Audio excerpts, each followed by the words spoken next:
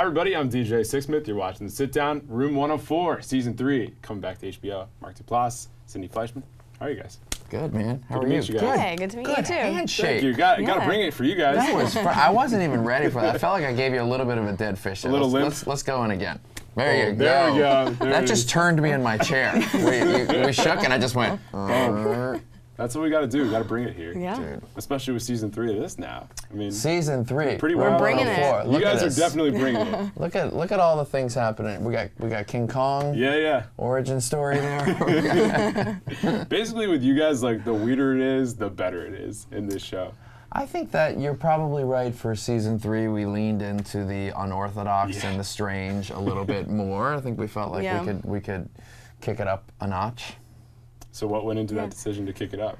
I think by Season 3 we knew, like, okay, we've got a good sort of safety net going. We have used the same crew every season, so we know that's all going to be sort of in place, a good solid foundation for us, and let's just make some weird things. Let's take some risks. I think the metaphor is like, you know, after you've been married for a few years and the sex is still good, but it has, you know, it's kind of getting... You're trying to spice it up a little bit. It's getting, you're starting to do the same moves, you know, and you take that special trip. Yeah. And then you try some new things. That's basically Season what 3 this of is. Room 104. Yeah, because like when this first comes out, Season 1, like it's totally different from stuff we're seeing there. But now for you guys, got to go through some new stuff. So if I had told you a couple years ago that you'd be in Season 3 of this, what would you have told me? I would say there's something wrong with HBO. You guys going to keep giving us the green light here? It really is incredible that they let us kind of have this little playground, and I think it's a testament to HBO. But also, you know, we've kind of figured out that if we keep this show really, really cheap to make, and that's a big part of it. It's like we're just in one set, so we can shoot an episode sometimes we'll shoot an episode in 2 days. That we don't have to be Game of Thrones in terms of like getting every viewer in the world. All we need to do is get our Friday Night Weirdos, and we're set. And that has turned out to be, you know, doable. I guess. Yeah, totally. How long have you guys worked together now? Because you've done some other projects before. Oh my God.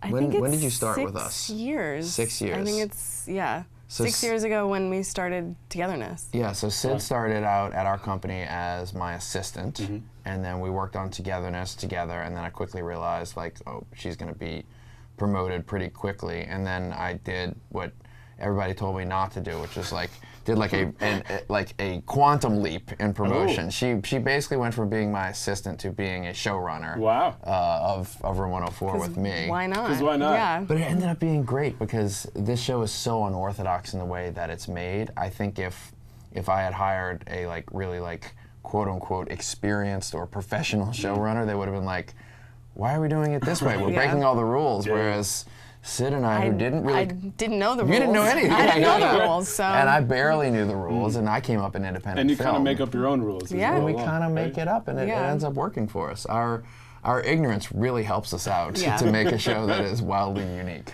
Yeah, you guys, like, with all your stuff, you have a very specific tone, very unique style. So, Sid, for you, when you jump into this world, like, what was it first like immersing yourself in such a different style?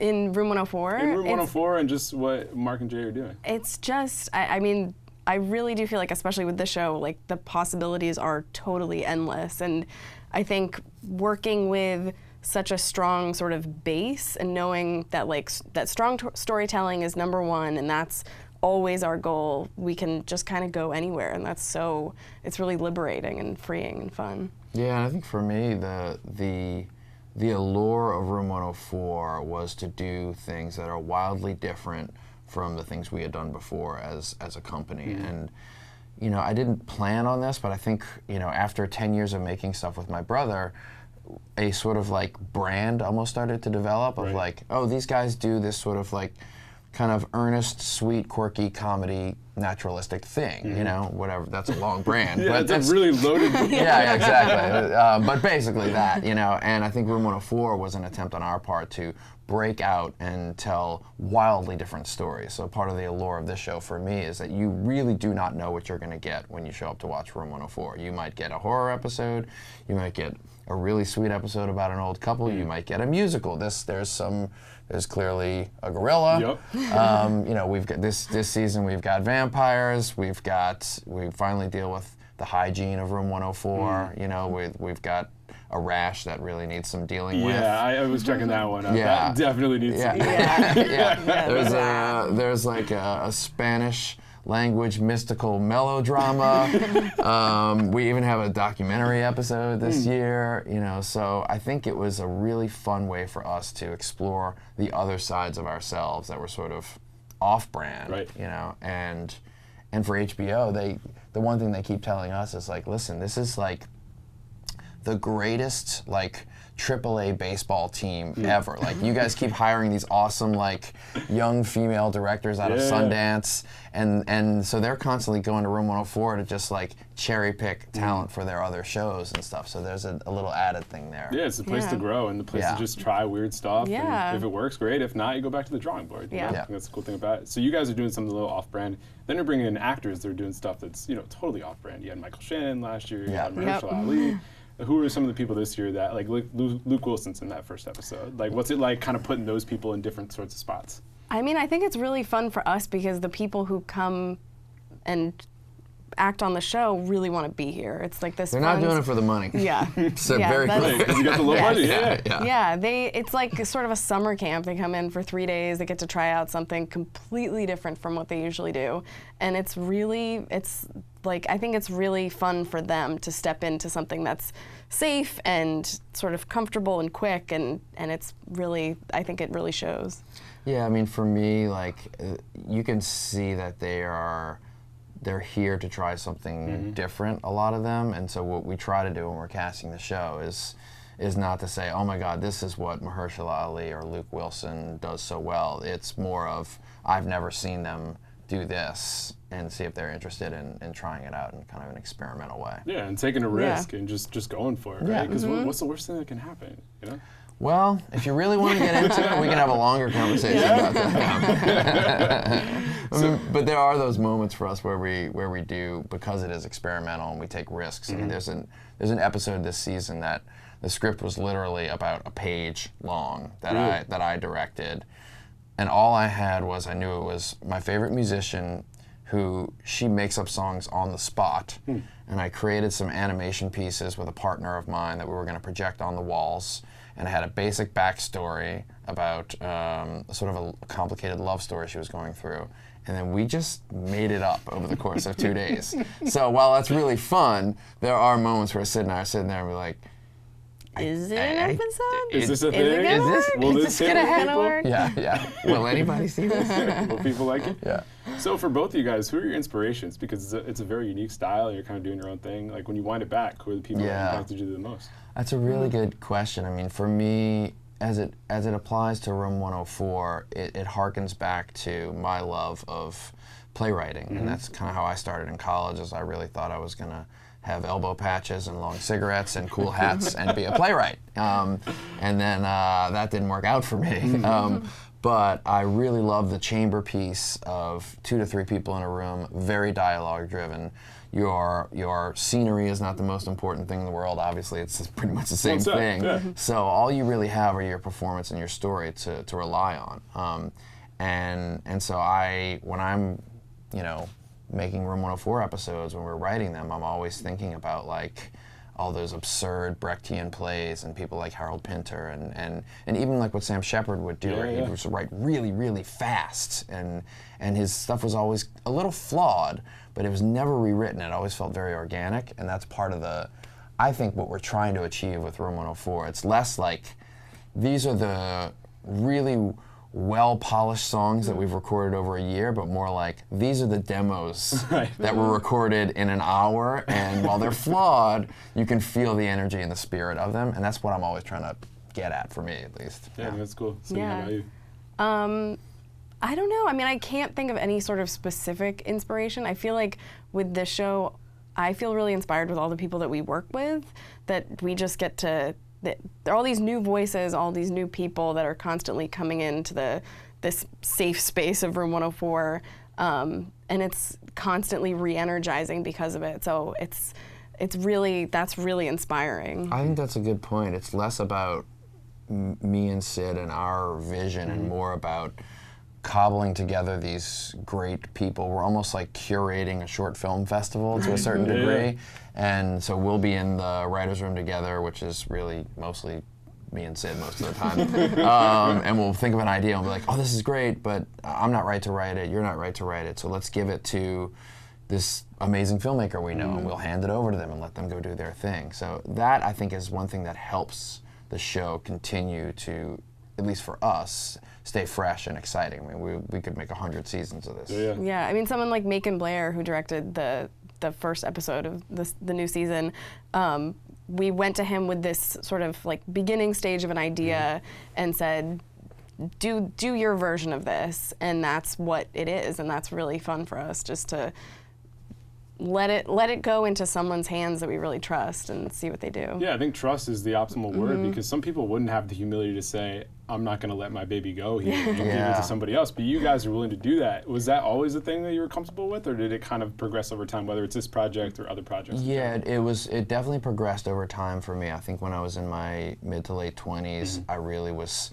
scared to let anyone else collaborate other than just me and Jay. It was just me and Jay, Trusting each other, And it was not only about trust, but it was a fear-based thing, because when you fail so long as an artist, and then when you make something that's good, what ends up happening is you go, don't change it. Stay right here. Stay right into these boundaries. And then I had to stay there for a little while, and then I started to open up my collaborations with people like Lynn Shelton and Patrick Bryce, and sort of realized, oh, this is actually going to be good if we open this up. It wasn't until then that I realized like that it's okay, and then something really very simple occurs to you that should have occurred to you a long time ago, which is that you don't always know best how to parent your children. The best parents are always looking around saying, I tried this and that didn't really work out. You got any ideas? And so now our whole company philosophy is basically like, we don't know what we're doing. We will make an effort and we'll get something to 80% of what we think it can be, and then we actually test all of these episodes in front of a group of our peers, filmmakers, friends, and that is how we get them to the place we get them. I think it's important to do that also, because if you just made something and just put it out there and you're like, all right, we'll see what happens. But no, people that are in your lives be like, what do you guys think of this? I think it's a good natural step with everything. And they'll also just do things like, oh, I know you think that this moment is really like funny and poignant by the way you're doing your score right now, but it's not landing. But it sucks. You need people to be real with you, right? And that's important. Yes. Yeah, I think we know that we can't make this show in a bubble, so we want to just invite people in and help us figure it out. Definitely. He's always there. Yeah, he kind of has to be, right? Yeah. That's when he saw the first episode. He was just like, it's awesome! Yeah, he's a big proponent of the show. I'd hope he would be. Yeah. So when you guys think about the show, it kind of feels good for the time too. 30 minutes, you can get it on HBO Go. Like even like it's been 10 years since The League. You know, think about where TV was there compared to where it is now. How do you guys play with that in terms of just adapting to the industry? Well, it's interesting. We talk a lot about even being on the shorter side of the 30-minute episode. For one, like you can wear out your welcome in the room very quickly, so we tend to be more on the like 22 to 25 minutes per episode, and I think that works well for the sort of one-act play structure that we're dealing with. But one thing that we didn't plan on that I think really played in Room 104's favor is that being an anthology show in the age of the streaming wars where there's so much to watch, is really played in our favor, because I know for myself I've got about 400 shows I want to watch on my queue, and most of them are serialized and going to require a long commitment, like maybe a whole summer to watch the whole series. But Room 104 is like little snacks. It's easy, it's a little bite size. A little 22-minute snack I'm gonna go get, and I think that has actually helped the show cut through a little bit. Totally. It's something we've talked about from the beginning, that it's like it's low commitment but high reward, and I think that that's still the case. That it's still like we're not asking for too much of your time. No. Please, sir. 20 right, it's like it's 10:30 at night, and it's like, all right, I'm in for 22 minutes, as opposed to like, oh man, this is 58 minutes. Yeah. Like, I'm gonna fall asleep. 100%. Yeah. So what else is on that queue that you're still wanting to watch? Oh my God, it's so bad. Like, and it's I get like overwhelmed with all this stuff. I that's know. still to watch. So let me just start with some really shameful ones. All right, let's hear it. Come on. Sopranos. Oh, you never did it. The Wire. Yeah, I still have to do The Wire. Breaking Bad. Oh, come on, Oh, man. yeah. Mad Men. Oh. Like, Where all were the big you? Ones. Yeah, Where were you just between, like, working in that 2000 I side? was making independent films. You guys, I was at Sundance. I really have missed out, and You got I also the real have big ones. I have young kids. Not Right. young. I had Right. young kids at the time. A little so preoccupied. You'll have these strange gaps of like, oh yeah, well I was just like changing diapers. That's what was happening then. But yeah, and the more that they accumulate, it becomes even a bigger barrier to entry. Right, then it kind of becomes a badge of honor. It's like, hey, I never watched The Wire. Yeah. Never did For this me, before. it's more of emotional paralysis where my wife and I are just in bed at night with the Apple TV remote, just being like, where do we What should we start? do? Well, and then you What end do up we- watching nothing. That's what we like- do. Yeah. Should we just go watch Larry Sanders again? Yes, yes. Should we put on The Office again? Yeah. 100 times? Yeah. Cindy, what are you checking out? Or what haven't you checked out yet? Oh, what haven't I? I also haven't seen The Sopranos. I am sad to admit. I mean, you guys are in the HBO family now. You kind of know. have to make No. that happen. We shouldn't let them I've know totally that. seen Yeah. I've been watching The Righteous Gemstones. Oh, and yeah, I gotta check that loving out. it. Yeah. It's so good. I don't know. My queue is too long. I don't even know what's on it anymore I feel you. because I just watch the same 4 things over and over again. I do, and I'm not just saying this because of HBO. I think one of the best things you can do if you're not sure what to watch is spin the HBO documentaries roulette wheel. Ooh. There's just tons and tons of much smaller, less profile documentaries that they've acquired over the Yeah, years. yeah. And you just go in there and you can basically trust.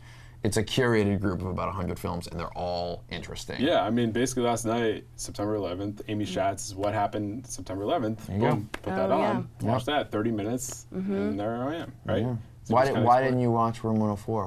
What's wrong with my show? I had to watch Yeah. it this morning. I checked it out this morning. Sitting in my office watching King Kong and Big that's Boss right, doing his baby. thing and people blow it up and all Yeah. the fun stuff you guys got Yeah. going. Exactly. Well, guys, it's been a lot of fun. Thanks, Mark, man. Thanks so much. Thank So you. Check these guys out. Room 104 tomorrow. Big day. Tomorrow night. All right, season Yeah. 3. For Cindy, Mark, I'm DJ. See you next time here on The Sit Down.